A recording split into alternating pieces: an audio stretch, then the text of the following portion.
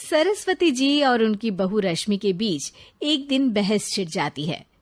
आखिर किसका काम ज्यादा आसान है, बहू का या सास का? माँ जी, सास को काम ही क्या है, आपके सारे काम उंगलियों पे तो हो जाते हैं। कुछ भी। हाँ, हिसाब तो उंगलियों पे ही हो जाता है ना। अरे बेटा, ऐसा सिर्फ अभी लगता है। जो मुझे करना पड़ता है ना, वो तुझे करना पड़े तो समझ आएगा कि असली काम का पहाड़ कैसा होता है।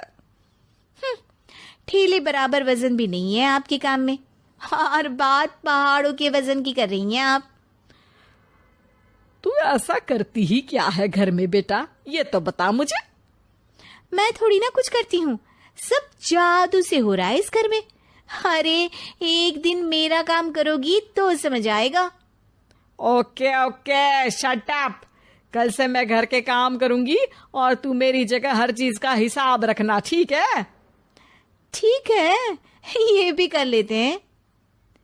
ये सास बहू की डील के बारे में रश्मि के पति अमन को नहीं पता था और ना ही अमन के पिताजी सुरेश जी को। पर गेहूं के साथ साथ जैसे घुन भी पिस जाता है, ये दोनों भी पीसने वाले थे। सुबह अमन उठकर रेडी होता है ऑफिस जाने के लिए, तो पता है उसके कपड़े नहीं निकले हुए हैं। अरे रश्मि, तुमने मेरे कपड़े नहीं निकाले? अपनी माँ से पूछो ना, उन्हीं का काम है ये। अमन अपनी माँ के पास जाता है। अब मेरे कपड़े आज आप देने वाले हो क्या माँ?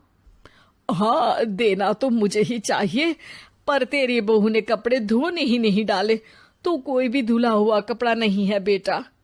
हैं? ऐसा क्यों? कपड़े तो धोने आप ही देते हो ना माँ?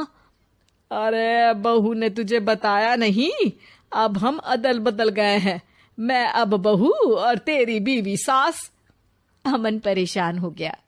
वो बिना इस्त्री के कपड़े पहनकर ऑफिस चला गया।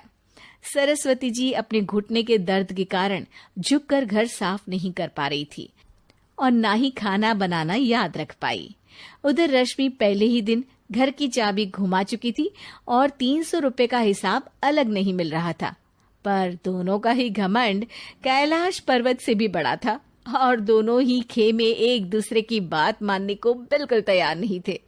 शाम को जब सुरेश जी और अमन खाना खाने बैठते हैं तो सरस्वती जी उनके सामने गाजर और पपीते लाकर रख देती हैं।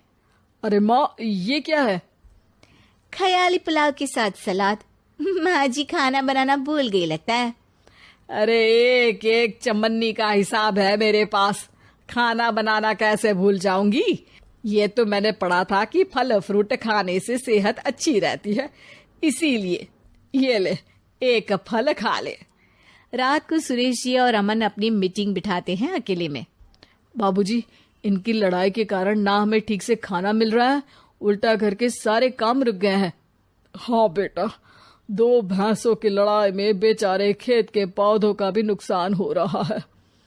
पर पापा, क्या बताऊं आपको, मैंने माँ को इस महीने की 2 तारीख को बिजली के बिल के पैसे दिए थे।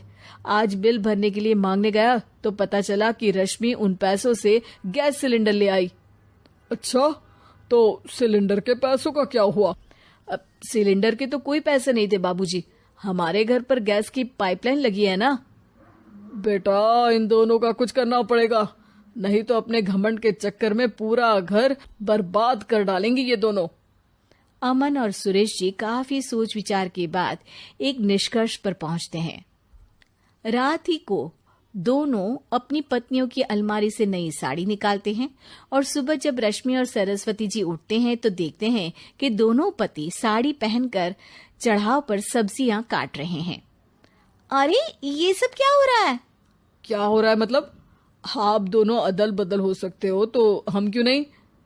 अरे क्या मतलब? नहीं नहीं, मेरी भी बचपन से किसी की बहू बनने की इच्छा थी, तो आज से सरस्वती तुम बड़ी बहू, मैं मिडल बहू और अमन छोटी बहू। अरे लेकिन सब घर पर बैठ जाएंगे तो कमाएगा कौन? ये घर कैसे चलेगा? अब वो तो भैया या बाकी लोग जाने, अब हमने भी अदल बदल कर ही लिया है तो कुछ नहीं हो सकता। रश्मि और सरस्वती जी को समझ में आ जाता है कि उन दोनों की आपस की डील की वजह से इन दोनों को बहुत तकलीफ हो रही है और उनके ईगो ने दूसरों को कितनी यातनाएं दी है। अब असल में माँ जी आप सही थी, सास बनना बहुत मुश्किल है।